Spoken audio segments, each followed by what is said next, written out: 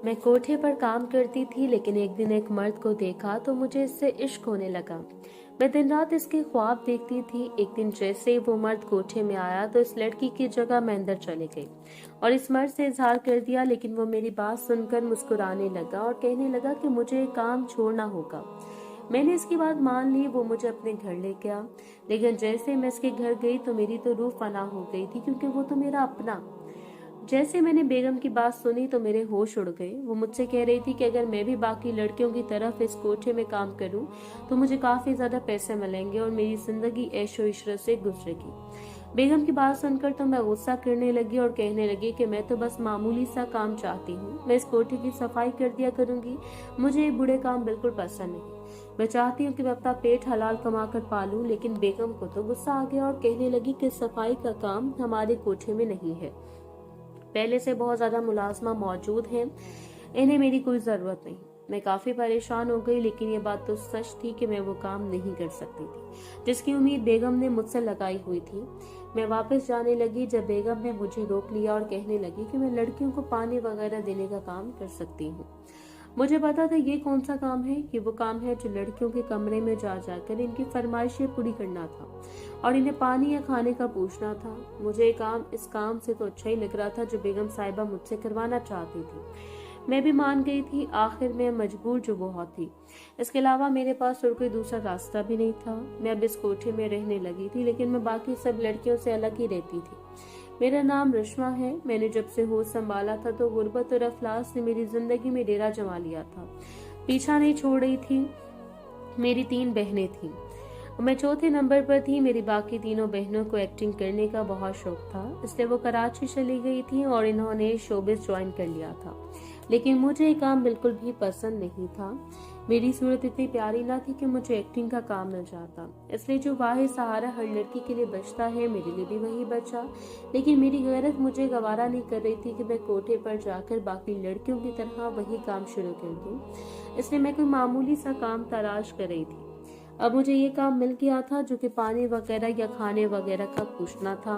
शुरू में तो मुझे काफी अजीब लगा। जब भी कोई लड़की मुझे आवाज देती और बुलाती, वो जिस लहजे में मुझे बुलाती, मुझे ऐसे लगता जैसे कि मैं कोई नीच जात हूँ, कोई मुझे कुछ समझता नहीं था। मुझे काफी अजीब लगता था। मुझे गाने का काफी शौक था, इसलिए जब भी फारिग टाइम मिलता तो मैं इससे अपने छोटे से कमरे में बैठकर गाने वगैरह गा लेती थी। इस वक्त भी मैं गाना गाने में मसरूफ थी जब अचानक एक लड़की ने मुझे इतनी तेज आवाज दी कि मैं डर गई। अब मुझे तो ये लगा कि आज तो मेरा आखिरी दिन होगा और मेरी शामत आई। मैं काफी डर के इसके रूम में गई तो सामने देखा वो किसी शख्स के साथ थी। इस शख्स को देखकर तो मेरे होश उड़ गए थे।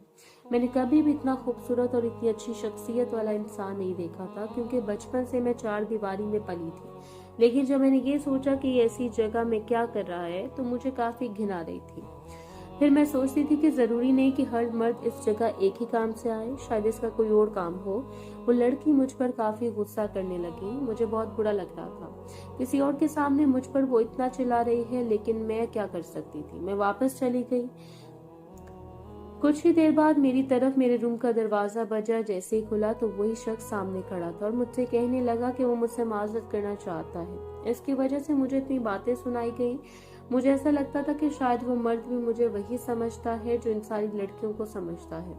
मैंने साफ साफ ऐसे कह दिया कि वो मुझे जो लड़की समझ रहा है ना, मैं वो नहीं हूँ, बल्कि मैं तो इस कोठे में से पानी देने और खाना देने का काम करती हूँ। इसके अलावा तो मैं कोई काम नहीं करती। वो मेरी बात सुनकर काफी मुस्कुराने लगा कि मैंने कोई तुमसे शिकायत की। इसकी ये बात सुनकर मैं भी शायद मोहब्बत की पहली सीढ़ी पर कदम रख चुकी थी। अब दिन रात मैं इस कोठे की बालकनी से देखती रहती थी कि शायद वो शख्स दोबारा नजर आए, लेकिन मुझे वो कभी दिखाई नहीं देता था। एक हफ्ता ऐसे गुजर गया तो मुझे लगा कि वो सोमवार को आया है तो इस बार भी शायद सोमवार को आ जाए। इस पूरे दिन में अपनी नजर बालकनी में होती थी। मैं आते जाते हर शख्स को देखती थी कि शायद वो भी इन्हीं के साथ मौजूद हो, लेकिन ऐसा कुछ ना हुआ। अचानक एक दिन इस लड़की के कमरे से जैसे मैं गुजरी तो वो किसी से फोन पर बात कर रही थी कि मुझे ऐसे ना छोड़ो, मुझे छोड़कर मत जाओ। वो ये भी कह रही थी कि इस सोमवार को भी। इसने माफी मांगी थी, लेकिन आगे से जवाब आ रहा था शायद वो इसको माफ नहीं कर रहा था। मुझे ऐसा लगा कि ये इसी शख्स से बात कर रही है, क्योंकि सोमवार को तो वही शख्स इसके पास था। वो लड़की इससे मिलने का कह रही थी। मैंने सोच लिया था कि मैं क्यों ना इस लड़की का पीछा करूं, फिर मुझे पता चल जाएगा कि वो शख्स कहाँ रहता है। यही सोचकर अब मैं इस लड़की का पीछा करने लगी। वो जिधर भी जाती तो मैं वहीं मुड़ जाती थी। वो एक मामूली से मकान के सामने खड़ी हो गई थी, जबकि इसने भी बुर्का पहना हुआ था। वो इसी की तरह मैं भी बुर्के में इसके पीछे बहुत दूर करके छुपी हुई थी, ताकि वो मुझे देख ना सके।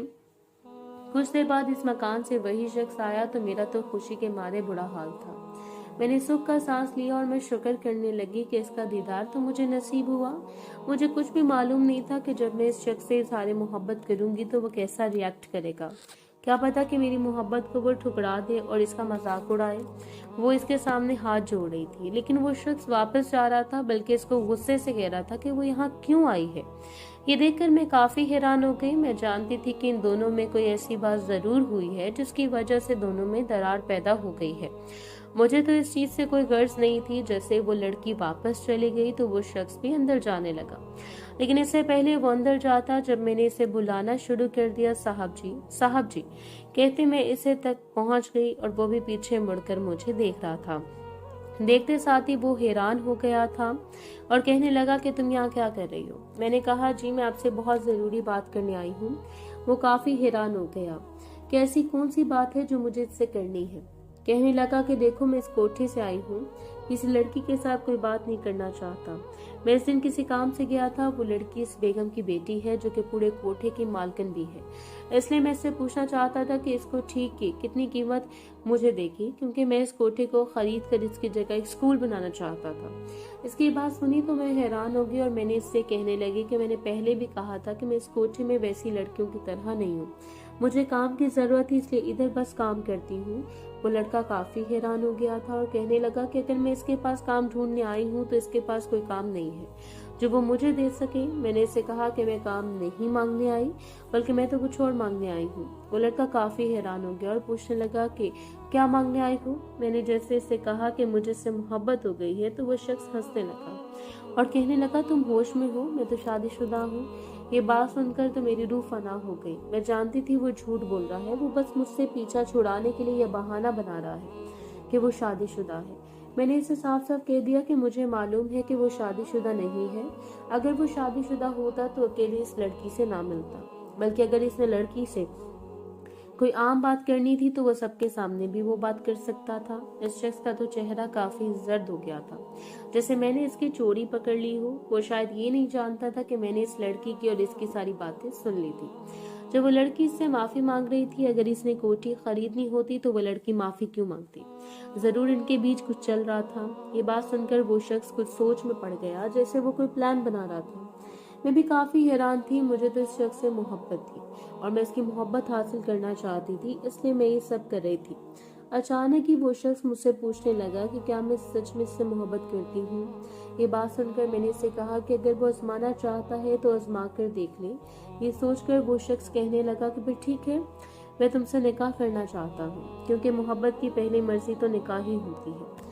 मैं तो हैरान हो गई थी और इससे कहने लगी कि आखिर इसका प्लान क्या है, क्योंकि वो तो काफी गुस्सा करने लगा था। जब इसने मेरे मुंह से सारे मोहब्बत सुना, वो शख्स कहने लगा कि अगर मोहब्बत है तो निकाह कर लो, वो मुझे धोखा नहीं देगा, बाकी सब कुछ निकाह के बाद पता चल जाएगा कि आखिर इसका प्लान क्या था। ये बात सुनकर मैं भी निकाह के लिए तैयार हो गई। वो शख्स भी खुश होने लगा। मैंने इससे कहा कि इसने मुझसे निकाह का क्यों कहा, तो वो शख्स मुस्कुराने लगा और कहने लगा कि इससे बहुत बड़ी गलती हो गई थी। वो इस लड़की के साथ था और अब वो लड़की उम्मीद से हो गई थी, इसलिए वो इसको कहना चाहती थी कि वो इसे निकाह कर ले, लेकिन वो लड़की जैसी भी थी, वो इस कोठे वाली थी, वो इससे कभी भी निकाह नहीं कर सकता था और कभी इसे अपनी बीवी का दर्जा देने के लिए तैयार नहीं था। इसने मेरे साथ निकाह कर लिया ताकि वो लड़की को बता सके कि वो पहले से शादीशुदा है। ये बात सुनकर तो मेरे होश उड़ गए थे, पर मैं इसके साथ काफी आराम और सुकून की जिंदगी गुजारने लगी थी। लेकिन मैं तो ये जानती भी नहीं थी कि वो शख्स आखिर है कौन, क्योंकि वो मुझे अपने मकान नहीं लेकर गया था। वो तो मुझे एक फ्लैट में रखता था, पर जब इससे वक्त मिलता तो वो मेरे पास आता, हर जरूरत का वो ख्याल रखता था। एक दिन मैं इससे कहने लगी कि तुम मुझे अपने घर वालों से क्यों नहीं मिलवाते, छुप कर निकाह क्यों किया है, क्या तुम्हारे घर वालों को नहीं पता कि तुमने निकाह किया हुआ है। तो वो शख्स कहने लगा कि इसके 2 ही भाई हैं जिन्होंने पसंद की शादी की है, इसलिए इस बात से इन्हें कोई इशू नहीं होगा कि इनके छोटे भाई ने छुपकर निकाह कर लिया है।